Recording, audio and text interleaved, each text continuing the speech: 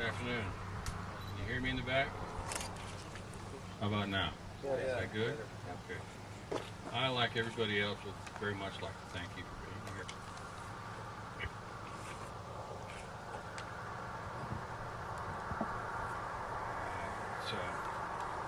It's really overwhelming.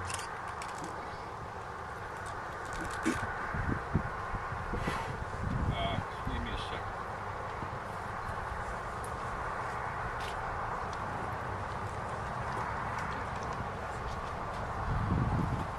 My father was Commander Lucas Vickers Ops, United States Naval Aviator, brown shoes and all.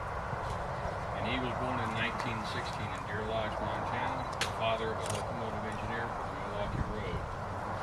He attended Montana State University for 2 years. He attended Montana State University for 2 years. And then he went to OCS Pensacola, where he received his wings and his commission. His first duty assignment was in Naval Air Station, Atlanta, Georgia, where he met my mother, and the rest you can figure out. He flew B-24s over the Bay of Biscay in the English Channel in the Second World War as a member of the Fleet Wing 710th Bomb Group.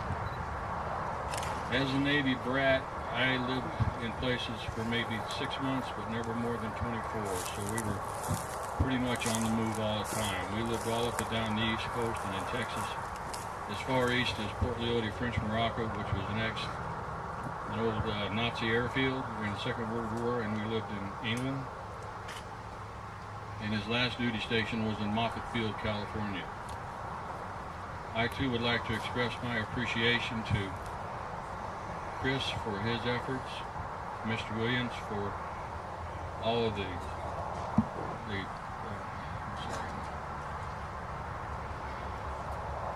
Chris Hoskins for his efforts, for Mr. Williams of Asphalt Paving and Concrete, and his subsidiary, I think it's called Arrowhead Material, and especially to Crystal, Walker, and Cody. They were my conduit through this whole operation. They kept me informed as to what was going on and who was doing what. And it's like I told Crystal, this whole operation was like a thunderbolt. It just came. I would have bet a month's salary that I was the only person on the face of the earth that ever thought about this. But lo and behold, there are a few others around that are survivors just like me. So I'm very happy to meet all of you. And if I could think of anything better to say that would express my belief, it's just thank you. Thank you very much. I do appreciate it.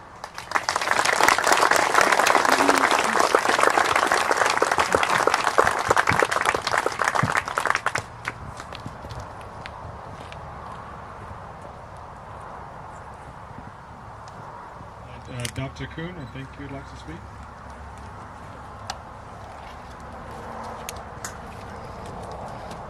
My name is Byron Kuhn. I'm one of the children of Calvin Kuhn, the flight engineer for the crash here. And it's been a long time. And certainly for the citizens of Prescott, I am deeply in gratitude that you supported Cody and his efforts, and all the people who gave their time, their money, and their energy into making this come into fruition has just really been overwhelming. Like I said, we just heard about this, and it has just really almost been overwhelming to my family. I have a sister who is battling stage 4 breast cancer, and I have a brother who could not make it here, and another sister. And I would like for Cody to come to the pedestal if he does not mind. I have something that my brothers and sisters and I would like to give to you, and a letter that my brother-in-law wrote, and it says, "Dear Cody, a quiet path, stones gathered together, those who walked among us again brought to mind, a husband, a father, a son, faces in a dusty photo album again remembered. You have our gratitude for honoring our father, Calvin C. Kuhn, and the other 4 members of the crew who climbed aboard Silver Wings, never to return. The children of Calvin C. Kuhn, Sue Ellen Coon Smith, Edwin Harold Coon, Margie Lee Coon Burr, and Byron Richard Coon. God bless you, and may he continue to bless our country. And I also would like to give Cody, this is a pin, and it's from the President of the United States. My sister Margie, her son-in-law was Air Force One pilot. And so there is a pin for the President of the United States, Air Force One, and we had it put in a box, and inscribed on the box says Cody J. Walker, Troop 10, Eagle Scout, October 8th, 2011. We'd like to present this to you. And this is a watercolor of the Blue Angels that's painted by a famous artist out of Pensacola, Florida. We'd also like to give this to you. And we'd like to thank you so much for your time.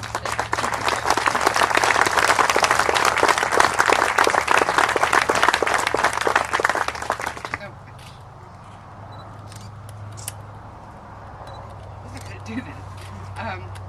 We're so honored to be here and to have our father, Ted Rivenberg, honored this way by all you wonderful people of Prescott. I'm not going to say Prescott. Thank you so very much, and I wouldn't have missed it for the world. And to have this come 52 years later, I was 12 actually when he died, and now I have my Medicare card to prove I'm a real bona fide senior citizen. Just thank you so much. It's a wonderful gift at this age to be able to celebrate with all of you. And I will come back someday and walk the trails and spend more time in your lovely city. Thank you. This is my brother Gary. Good afternoon. When they say good things come to those that wait, this truly is something. I'm a little emotional with the whole thing. Like the rest of the people, I did not expect this. We got a call recently from the Walker family, and out of the blue, this wonderful thing has happened. And we can't thank you. I mean, this is very special, and for all of you to give your time to come out today, this means a lot to us. But also, it's kind of wonderful to think of hope. Before my mother died, she always said, Gary, tomorrow there's hope. I can do it. I go, what are you talking about? She goes, have hope. Honey, just believe. Have hope. My mother was very special. But like Dr. Coon said, we're Navy brats from all over the world. I was born in Guam, Agana, Guam. And my mother kept saying that I was a Goonie bird. They were in Guam, but I'm not a Goonie bird, and I'm here today to thank each one of you for the time and effort you made to come out to honor our family. Thank you very kindly. This is my Aunt Betty, my father's sister, my beautiful Aunt Betty.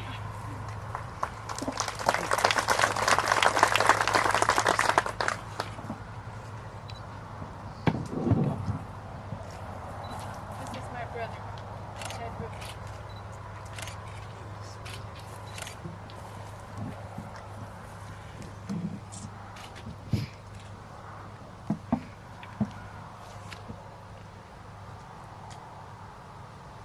Good afternoon. I'm going to read this because I don't want to forget anything or anybody. This is an extraordinary day for myself and my family. I'm so very happy to be here. So very grateful to each and every one of you for this tribute to my brother and all the other airmen. After all these years, 52 years to be exact, we have wondered and really never knew exactly what caused this tragic event. My brother, Theodore Laurie Rivenberg, or Teddy, as he was known, or Ted. He was 37 years old at the time of the accident, a life short-lived. He was my big brother, my only brother, 13 years older than I. I think of my father today. He was proud of him, as we all were. President of the student body, president of the Honor Society, captain of the football team for 4 years, valedictorian of his class, and upon graduation, an appointment to the Annapolis Naval Academy. Ted always wanted to see the world and fly planes. I'm so glad that he was able to fulfill his dream. The last time I saw him was in fall of 1957, before the birth of my first child. He flew home to surprise me. 2 years later, we honored him at National Cemetery at Arlington. My heartfelt thanks to a remarkable young man, Cody Walker, and his mother, Crystal, who coordinated this memorial project. I'd like to thank the Asphalt Paving and Supply and the Arrowhead Materials for donating the labor and the equipment, to trail specialist Chris Huskin and the volunteers over the Hill Gang that built the new trails, to the Parks and Recreation specialists, and lastly, I'd like to thank my daughter for coming with me to support me. If I've forgotten anybody, I truly apologize. These are the only names I'm familiar with. Thank you all for coming. Back just a little bit. So, okay, there we go. No, I mean, this was really something for us because they didn't tell us anything. When they came to the house, it was all top secret. I mean, this is really something for us. And what has it meant to you just to get to know the family members of It's kind of like you never knew all this went on. You never knew anybody. So now to put a face and a name together, and other people that also suffered all of their lives without Right. their parents and never really had any kind of closure. It's important to get closure. Like when things happen in their lives and you can't ever finish it, the closure's good. It's good for your heart. It's like a healing. And that's important to heal, so you can move on. Right. And when you get a 15-year-old young man that can do this, something significant in a lifetime, and he's that mature, and that he has parents that support him, and then the whole city and all of the people are behind him, it's a great thing. It's a great, great thing. And we are very appreciative. Very. And do you feel like this has given you the closure you've been looking for? Absolutely. I can come back here all the time. I can come here. I can walk the trails. I have somewhere to go now. My father's buried at Arlington National Cemetery. My mother's buried on top of him. And it's not the same. This is the area. This is the spot. We never knew where it was. You come to Prescott and you say, "Excuse me, could you please tell me where the airplane crash was in 1959?" And they go, "I don't know. I wasn't here in 1959. Yeah. Or I think it was out in the desert somewhere."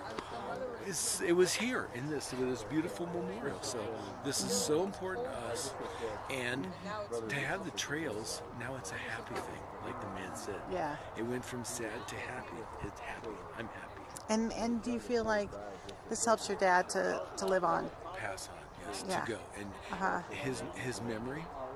I mean, and he really was a great pilot. He was a great man. He was destined to do other things. I think it was probably failure in the plane. They had a lot of problems when the airlines were flying these same planes. And you look back in the statistics, they had. That's what he was.